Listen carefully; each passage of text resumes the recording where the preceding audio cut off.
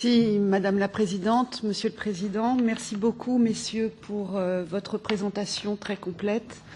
Vous avez rappelé l'historique. En juin 2017, le Conseil a décidé de signer 2 documents au lieu d'un seul. Nous nous sommes félicités de la signature car nous parlons de la vie de millions de femmes et l'urgence à agir est réelle. Et avec Anna Maria Corazza-Bildt et les rapporteurs fictifs, nous avions des doutes quant aux 2 documents.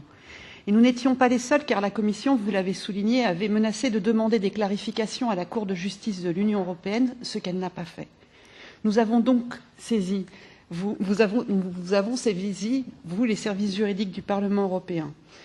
Je suis un peu attristée quand même de voir qu'1 an après avoir demandé, cet avis est encore d'actualité et parce que cette question n'est toujours pas réglée. Si nous insistons tellement, c'est que le partage et la clarification des compétences sont essentiels.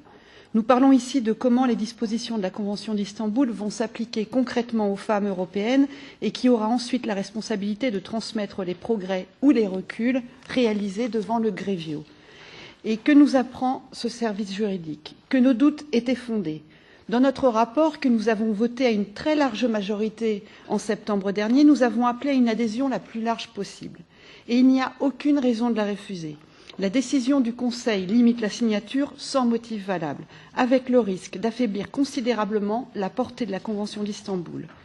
Tout l'intérêt de cette Convention, c'est son approche globale, c'est-à-dire qu'elle s'attaque à tous les aspects de notre société pour combattre les violences faites aux femmes. Ma ligne a toujours été la même. L'adhésion de l'Union est un pas en avant formidable pour la protection de toutes les femmes européennes, mais il faut que ça les aide réellement. Et je ne vais pas ici blâmer la Commission européenne, mais je vais plutôt en profiter pour m'adresser clairement aux États membres. Avec ma corapporteure, nous avons écrit à la présidence bulgare pour les appeler à prendre en considération les inquiétudes du Parlement et de la Commission, et nous n'avons toujours aucune réponse. Cette bataille juridique sans fin n'est qu'un prétexte. Les négociations pour le code de conduite, document sans lequel il n'est pas possible pour l'Union de ratifier la Convention, ne sont pas au point mort à cause d'arguments juridiques. Le Conseil se cache derrière pour justifier un blocage purement et simplement politique. La réalité est que la lutte contre les violences faites aux femmes n'est pas une priorité absolue pour nos États. Pire encore, certains déclarent ouvertement qu'ils refusent de la ratifier à cause d'une idéologie cachée. Je rappelle que le gouvernement bulgare, alors que la Bulgarie tient la présidence du Conseil, a retiré son projet de loi de ratification en début d'année. Cela nous donne une idée du climat actuel. Et encore une fois, avec ma corapporteure, nous avons envoyé une lettre à la Bulgarie qui est restée sans réponse. Je salue aussi l'action du commissaire aux droits de l'homme du Conseil de l'Europe, qui s'est adressé devant notre Assemblée à Bruxelles avec beaucoup de conviction en mars. Mais les débats nationaux ont été déformés par des arguments fallacieux et des fausses idées. Il est donc très difficile de convaincre.